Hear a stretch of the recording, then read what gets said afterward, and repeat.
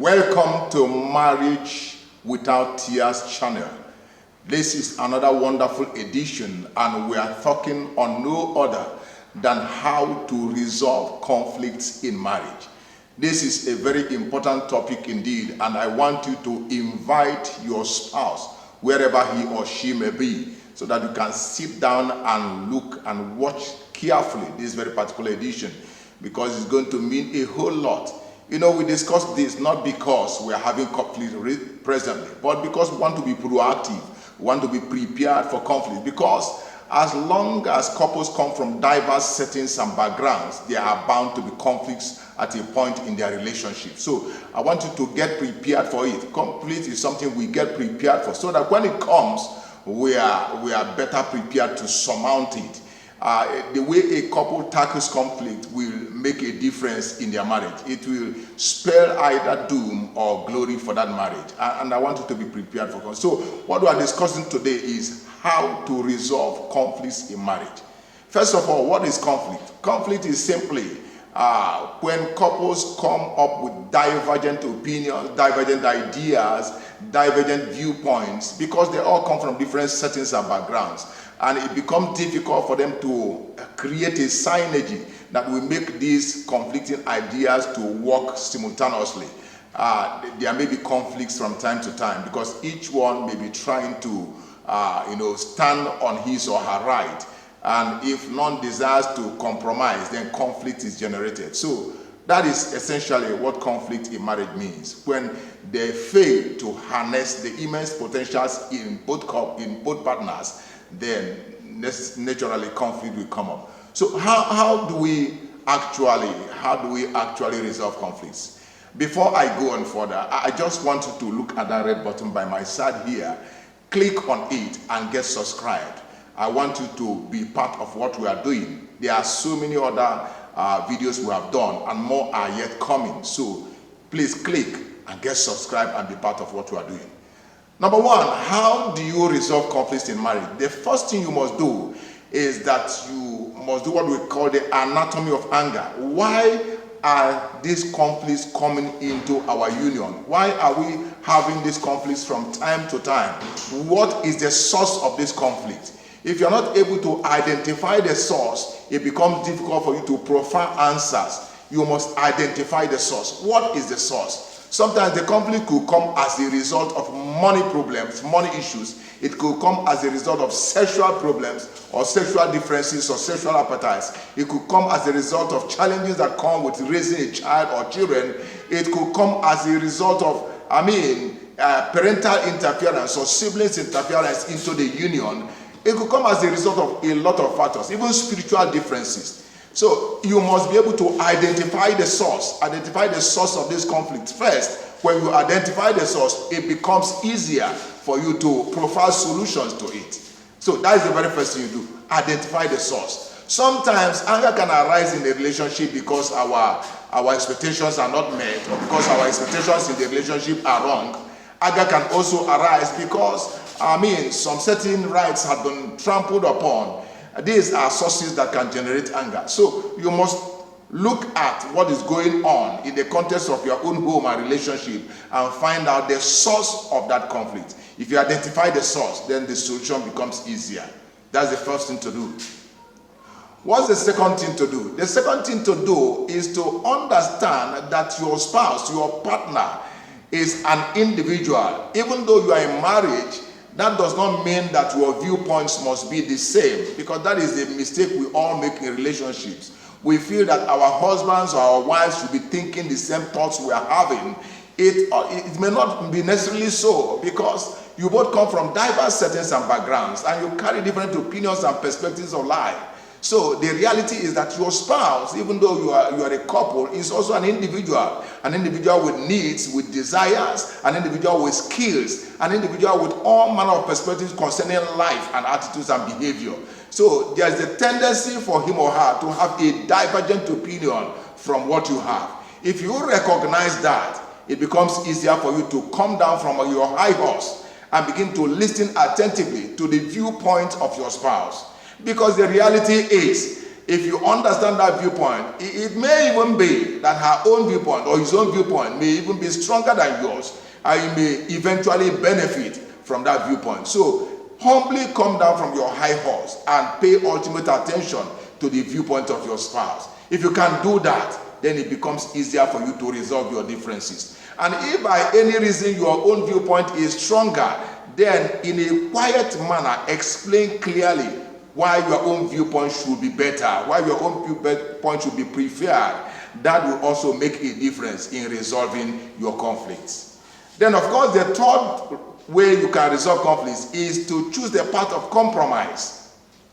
Compromise is the ultimate thing in a relationship that will go the distance. If you know how to achieve compromise, what does that mean? It simply means the yielding of positions. Because conflicts arise when every person desires to be right. Of course, every one of us wants to be right. I want to be right, my wife wants to be right, and so could be any other person within the context of the family. We all want to be right. But if everybody insists on his or her own right and refuse to budge, then what do you think will happen? There will be disaster, there will be conflict, there will be disagreements. So the only part of honor, the only part of grace is to abide in the area of compromise. Be able to yield some certain ground. Because marriage is not a winner take all. It's not you win, I lose. No, when the couples win, they both win. If the couples lose, they both lose. So when you choose a path of compromise, you're able to yield a certain ground, and your spouse is able to yield a certain ground, and then you come out with a compromising position.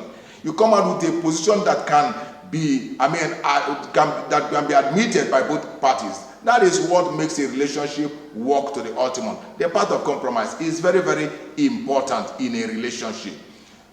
Now, what is the fourth thing you will do if you have to achieve compromise? If you have to achieve, if you have to resolve a conflict in your union, is the fact that you have to, approach the conflict carefully. Approach it carefully. Approach the issue on the ground carefully. You must make sure that your motive is right. Not just in generating the conflict, but in resolving it. Your motive for resolving it is right. You must approach it carefully. Don't approach it as if your spouse is the enemy. No. Approach it is an issue. It's an issue on the ground. Forget about the personality, but it's an issue. So look on the issue. Approach it objectively, not subjectively. Realize and remember even now that the moment there is a loser in the relationship, you also lose. So approach it carefully. Are your motives right in this? Are you presenting it at the right time with the right attitude? Because sometimes you may have a good thing or a good position. If you present it wrongly, your spouse may either become defensive or he becomes reactive to the position you are presenting. So are you presenting it with the right attitude? What about the circumstances surrounding your presentation? Are you presenting it in a good, is the circumstances right? The position you are presenting. There are so many things you have to check in presenting your own position in the conflict. One of the things that most couples do, especially when they are quarreling, when they are daggers drawn with one another, is everybody defends his or her position. If you go to a couple that have divorced or that are having problems, each one will like to defend his or her own position. But the reality is that we all have a part in either lifting the union or bringing the union down. So it's very important that you approach every conflict carefully. Very, very important. I ask again before I continue, before I go into the fifth one, have you subscribed to the video? Have you subscribed to this channel? Look at that red button by my side. It's a subscribe button. Push that red button, click on it, and get subscribed as we move on to the fifth one.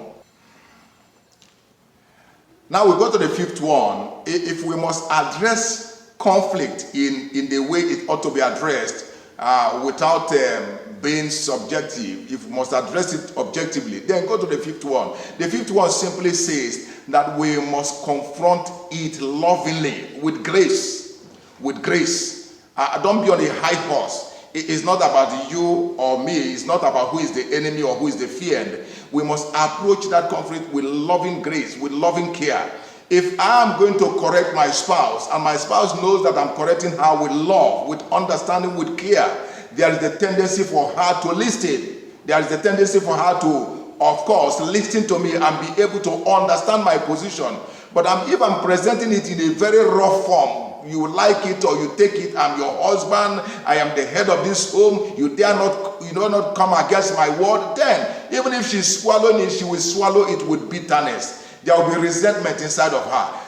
In resolving a conflict, we must carry one another along, so that whoever position is taken does not leave the other one in resentment and in bitterness. So confront the matter with care, with love, with understanding, knowing that a winner or a loser, either you win or lose, is about both of you. So that is the fifth one. The sixth one actually is that you must learn to separate the person from the action. Learn to separate the person from the action. Your spouse is your spouse and will always be there. Nobody is perfect. But the imperfection lies not in him or her. The imperfection is in the action that he or she did. So it is better to say your decision to go to such and so place was a very silly one. I don't like it. Instead of saying you are a very silly person or you are a stupid person. No. Remove the person from the situation, from the action. Remove the behavior from the character. If you are going to attack the behavior, fine. But don't attack the character. The moment you begin to attack the character, the other person becomes defensive. If you begin to curse someone in an attempt to resolve a conflict, and the person is hearing curses and abuses that are directly, upon her or upon him, certainly that person will become reactive. That person will be, he or she will not just stand aside and be watching you curse him or her. So the reality is that the person will become reactive, and it can flare up to even bigger conflicts. But if you do it with genuine love and care, certainly that person will listen. If you do it with an eye to the behavior, an eye to the action, instead of the person, instead of the character, and you don't undermine one another's character in an effort to find a solution, certainly the solution will come. So that is the sixth way of resolving a conflict. Take a look at the person, going after the situation or the circumstance, not the personality involved. That is the sixth one. And then we go over to the seventh one. What is the seventh way of resolving a conflict in a marriage? The seventh way. If we have to resolve a conflict in marriage, certainly this seventh one has to be, we must be able to say it out. Whatever the matter is, you must say it out. Don't sweep it under the carpet. I have seen people, they carry their anger for days and for months, and even when you ask them in the comfort of the bedroom, they throw you a dagger stare, or they begin to tell you nothing, don't worry about it, I'm okay. And you know that that person is not okay. You know that the character of that person, the behavior of that person have changed, and yet he's saying, I'm okay. You know that something is bothering that individual. If you continue to sweep dirt under the carpet for a very long time, it causes a mountain to grow in your room. If you continue to live, I describe conflict as the weed that grows in the garden. If you don't take care of the weed, it will grow to the level where rodents and snakes will crawl in to harm you later. But if you are able to uproot it as they come, certainly that garden will be a very wonderful garden. So the same thing with conflicts. Once it occurs, say it out. Say it out. Address it. Don't be a chronicler. There's something we call a chronicler. Somebody that once a conflict comes up, he begins to recollect all their past hurts. The moment you begin to recollect past hurts, you will never find a solution for the present hurt. So one of the things you must do, don't be a chronicler. Any time that a conflict arises, deal with that conflict for that moment in that time, that issue. Don't begin to throw up further issues. So that is the next point I must lay out for you. That is the seventh point in dealing with conflicts. You are blessed. As we go on to the eighth one, very soon we'll be through this. But I want to ask you, have you actually subscribed? Remember to subscribe to this video. It's very, very important. And remember to share it with your loved ones, because Whether you like it or not, in marriage there will be conflict. I want you to be prepared for it and have the tools to fight it when it comes. Point number 8. The reality is that I kept this as the final one because it's very important. And that is the issue of forgiveness. Forgiveness is central to conflict resolution. If you find a couple that will go the distance, I usually say that, a marital relationship is a union of two great forgivers. If you're not able to forgive in a relationship, conflict will be constant and continual and it will have no end. But if you are able to ask God to give you the grace of forgiveness.